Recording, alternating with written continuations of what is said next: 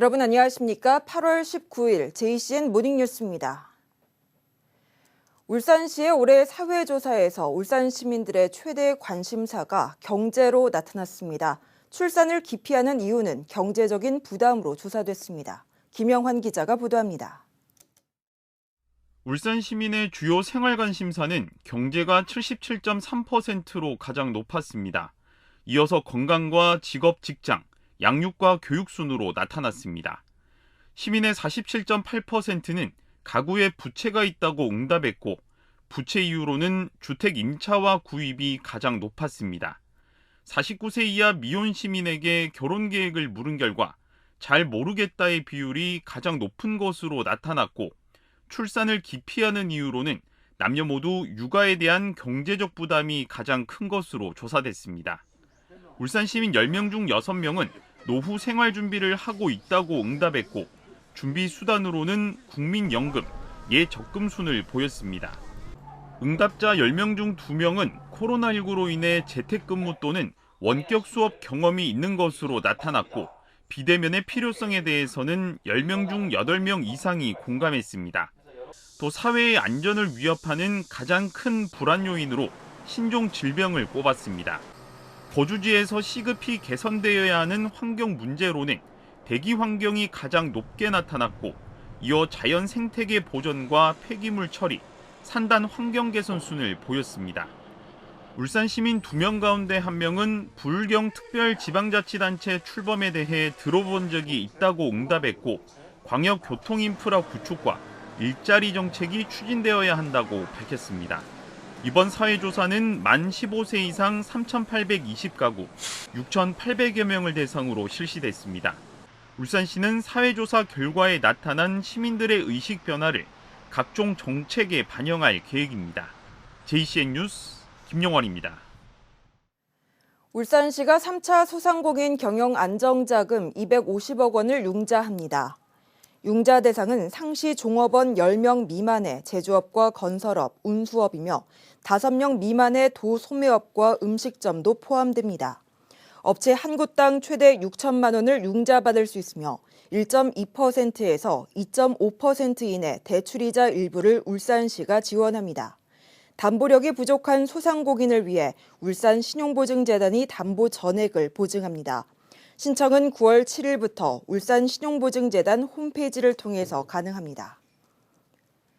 다음 달 21일에 울산에서 열리는 13차 동북아시아지역 자치단체 연합 실무위원회가 코로나19 재유행으로 인해 온라인 개최로 변경됐습니다. 울산시는 어제 회원단체의 안전을 위해 당초 온라인과 오프라인 개최에서 온라인 개최로 변경하기로 했다고 밝혔습니다. 이에 따라 다음 달 21일 동북아시아 6개 나라 79개 회원단체가 온라인을 통해서 우호 협력 증진과 상생발전 방안을 논의하게 됩니다. 울산 지역 일부 수경시설이 수질 기준을 통과하지 못했습니다. 울산시 보건환경연구원이 101건에 대해 검사를 실시한 결과 11건이 유리 잔류 염소 농도가 수질 기준을 만족하지 못했다고 밝혔습니다. 수질 기준을 통과하지 못한 시설은 가동이 중지되고 소독과 청소를 실시한 뒤에 재검사를 받아야 합니다. 울산시가 사회복지 종사자들의 처우 개선을 단계적으로 추진하기로 했습니다. 울산시는 이영애 시의원의 서면 질문 답변을 통해 단시간 내에 종사자 전체의 임금 수준 향상이 쉽지 않지만 단계적으로 개선해 나가겠다며 정부 부처 또 예산부서와 협의를 통해 단일 임금제가 실현될 수 있도록 최선을 다하겠다고 밝혔습니다. 울산시는 이어 객관적이고 정확한 실태조사 필요성에 대해 공감한다며 관련 용역을 추진하겠다고 덧붙였습니다. 울산시와 울산공항 그리고 취향항공사 대표들이 울산공항 활성화 방안을 위해 머리를 맞댔습니다. 항공과 관광을 연계하는 프로그램을 개발하고 공항 내 편의시설도 개선하기로 했습니다. 심은홍 기자입니다. 동해선 광역전철 개통이 아직까지는 울산공항에 타격을 주지는 않고 있는 것으로 나타났습니다. 올해 1월부터 7월까지 울산공항 이용객 수는 56만 6천여 명으로 지난해보다 5.6% 증가했습니다. 그러나 코로나19 재유행과 광역전철 개통에 따른 우려는 여전한 상황. 울산시와 울산공항, 항공사가 공항 활성화를 위한 협의회를 가졌습니다. 그동안 간담회는 몇 차례 열렸지만 협의회는 이번이 처음이며 정례화시키기로 했습니다. 이용객들이 공항을 쉽게 이용할 수 있게 교통편을 좀 확충하자는 그런 의견들이 좀 많았습니다. 이에 대해서 우리 시에서도 이 교통편을 좀 확충하는 방안에 대해서 좀 논의해서 나중에 이제 확답을 좀 드리도록 하겠습니다. 공항으로의 접근성 개선을 위해 대중교통 수단을 늘리고 공항 내 편의시설도 개선하기로 했습니다. 항공 수요 진작을 위해 항공과 관광을 연계하는 프로그램을 마련하기로 했습니다. 지방공항 활성화에 제약이 되고 있는 법과 제도에 대한 개선 방안도 논의해 나가기로 했습니다. 항공사별 노선별 특성에 맞는 홍보 전략도 세울 계획입니다. 울산시는 울산공항 활성화 방안과 이전 등의 내용이 담긴 용역을 진행하고 있으며 용역 결과는 내년 2월쯤 나올 예정입니다. 울산공항 이전에 무게가 실리고 있는 가운데 울산시와 울산공항은 공항 활성화를 위해 계속해서 다양한 방안을 마련할 계획입니다. JCN 뉴스 심은홍입니다. 기후위기 대응 교육센터가 원거리에 있어 이용이 어렵다는 지적에 대해 울산시 교육청이 전세버스를 운영하겠다고 밝혔습니다. 울산시 교육청은 강대길 시의원의 서면 질문 답변을 통해 학생들의 이동 편의를 위해 전세버스 3대를 운영할 계획이라고 밝혔습니다.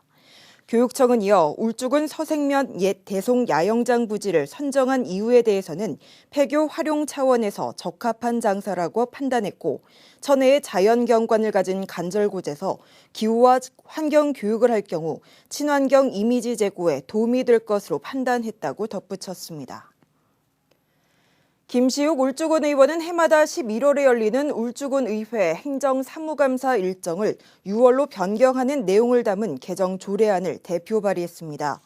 개정 조례안은 기존의 2차 정례회에 열리는 행정사무감사를 1차 정례회로 변경하는 내용을 담고 있습니다. 김시욱 의원은 감사 기준일이 전년도 1월 1일부터 12월 31일이 되기 때문에 결산 승인과 연계할 수 있고 행감 지적사항을 차기 년도 본 예산안에 반영할 수 있는 장점이 있다고 밝혔습니다. 이 조례안은 오는 23일부터 열리는 울주군의회 215회 임시회에서 처리될 예정입니다. 울산교육청이 올해 제2회 추가경정 예산안 3,890억 원을 편성해서 울산시의회에 제출했습니다. 이번 추경안은 당초 예산 2조 1,283억 원보다 18.3% 증가한 2조 5,173억 원 규모로 코로나19 재확산 대비 방역 강화와 미래교육 기반 조성에 중점을 두고 편성했습니다. 또 최근 급격한 물가 상승에 따라 학생들에게 질 높은 급식 제공을 위해 2학기에는 학생 1인당 200원의 급식 단가를 인상할 예정입니다. 이번 추경 예산안은 오는 26일부터 열리는 233회 울산시의회 임시회 심의 의결을 거쳐 다음 달 2일에 확정될 예정입니다. 박천동 북구청장은 어제 매곡 산업단지 내 기업과 지식산업센터를 방문해 기업인과 근로자들을 만나 건의사항을 청취했습니다. 박 청장은 북구의 기업 지원 시책과 노사민정 협력 활성화 사업 등을 안내했으며 기업 애로사항 개선과 발전 방안을 논의했습니다. 박 청장은 오늘도 달천 농공단지와 중산산업단지, 모듈화 일반산업단지를 방문해 근로자를 격려하고 중소기업의 목소리를 들을 예정입니다. 중증 외상 환자의 경우 골든타임이라고 불리는 시간에 응급조치를 하는 것이 가장 중요한데요. 전문 의료진이 탑승한 이른바 닥터카가 골든타임을 놓치지 않고 많은 생명을 지키고 있습니다. 보도에 김나래 기자입니다. 지난 2018년 지게차 사고가 발생해 작업자가 심각한 부상을 입었습니다. 닥터카가 출동해 차량 안에서 출혈을 막고 혈압을 유지시키는 응급처치를 실시하면서 무사히 병원으로 이송시켰습니다. 울산에서는 도로 위를 달리는 응급실로 불리는 닥터카가 중증 외상 환자의 골든타임을 책임지고 있습니다. 간호사나 응급구조사만 탑승하는 일반 구급차와 달리 응급의학과 전문의와 간호사가 탑승해 차 안에서 직접 환자를 처치합니다.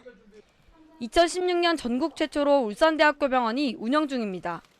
전문의를 포함한 다수의 의료진이 닥터카에 탑승해서 출동하는 만큼 이송 단계에서부터 적극적 치료가 가능합니다. 그렇기 때문에 중증 외상과 같은 골든타임인 환자에서 매우 유용한 수단이라고 할 수 있습니다. 2018년에 운영비 부족으로 운영이 중단되는 사태가 발생했지만 2019년 S-OIL이 후원에 나서면서 운영이 재개됐습니다. S-OIL이 매년 1억 원을 후원하고 울산대학교 병원이 8천만 원, 울산시가 2천만 원을 지원하면서 닥터카 운영을 돕고 있습니다. 지난 6년간 150여 명이 닥터카 덕분에 소중한 생명을 지킬 수 있었습니다. 도로 위를 달리는 외상센터로 불리는 닥터카가 올해도 예산 걱정 없이 울산 지역 응급 현장으로 빠르게 달려나갈 수 있을 전망입니다. JCN 뉴스 김나래입니다. S-OIL이 자재 용역 부문 우수 협력업체 9개사를 선정해서 2022년 우수 협력업체 인증서를 수여했습니다. 올해 우수 협력업체로는 자재 부문에서 삼화제도와 진영 M&S 등 5개사와 용역 부문 동일산업과 한국방제 등 4개사가 선정됐습니다. S-OIL은 ESG 경영활동 일환으로 지난 2010년부터 협력업체와의 지속가능한 동반성장 강화를 위해 매년 우수업체를 선정해서 인증서를 수여하고 있습니다. 근로복지공단이 북구 송정동의 신규 직원용 사택 9세대를 지역 청년들에게 제공합니다. 제공되는 사택은 북구 송정동에 위치한 26제곱미터 규모로 LH 청년 행복주택입니다. 울산시는 이달 말까지 울산시 홈페이지를 통해 공유형 사택에 입주할 청년 9명을 공개 모집합니다. 대상은 2021년 1월 이후 타 지역에서 울산으로 전입해 지역 중소 중견기업에 취업 또는 창업 중인 미혼 청년입니다. 대상자로 선정된 청년은 관리비만 부담하면 되고 근로복지공단이 보증금과 임대료를 최소 2년간 지원합니다. 2022 일산 상설문화공연이 오늘부터 9일 동안 매일 저녁 7시 동구 일산해수욕장에서 펼쳐집니다. 개막일인 19일에는 인기 트롯 가수들의 축하 공연과 JCN 우리 동네 가수왕 프로그램이 녹화 중계됩니다. 20일에는 재즈 공연, 21일에는 열린 탑 가요쇼 등이 마련되고 22일부터 24일까지는 지역 문화예술단체의 무대가 이어집니다. 특히 춤과 노래 등 전국에서 다양한 장기를 가진 참가자들이 경연을 펼치는 일산비치 가 탤런트 무대도 첫 선을 보입니다. 울산 마뒤축제 추진위원회가 2022 울산 마뒤축제 체험부스 운영 입점 업체와 단체를 모집합니다. 체험부스는 마뒤축제 기간인 다음 달 16일부터 18일까지 성남동 원도심 일대에 설치되며 선정된 업체는 체험부스를 맡아 운영하게 됩니다. 체험 프로그램은 마두이와 관련된 체험 관광 상품의 판매와 민속 문화예술과 관련된 체험 등으로 구성되며 체험부스 입점 희망업체는 오는 26일까지 신청하면 됩니다. 김영석 초록우산 어린이재단 울산 후원회장이 그린노블 클럽 울산 7호로 가입했습니다. 그린노블 클럽은 초록우산 어린이재단에 1억 원 이상을 후원한 고액 기부자 모임입니다. 김영석 회장은 2014년부터 9년째 어린이재단 후원자로 꾸준히 후원을 이어오고 있습니다. 울산지법은 만취 상태로 운전하다 사고를 내 특정범죄 가중처벌 등에 관한 법률 위반 등의 혐의로 기소된 40대 남성 A씨에게 징역 1년 4개월에 집행유예 2년을 선고했습니다. 또 80시간의 사회봉사와 40시간의 준법 운전 강의 수강을 명령했습니다. A씨는 지난해 8월 경남 양산시 한 도로에서 혈중 알코올 농도 0.2021%의 만취 상태로 운전을 하다 정차 중이던 차량을 들이받은 혐의로 기소됐습니다. A씨는 이전에도 음주운전으로 2차례 벌금형을 받은 전력이 있는 것으로 드러났습니다. JCN 모닝뉴스를 마칩니다. 함께해 주신 여러분 고맙습니다.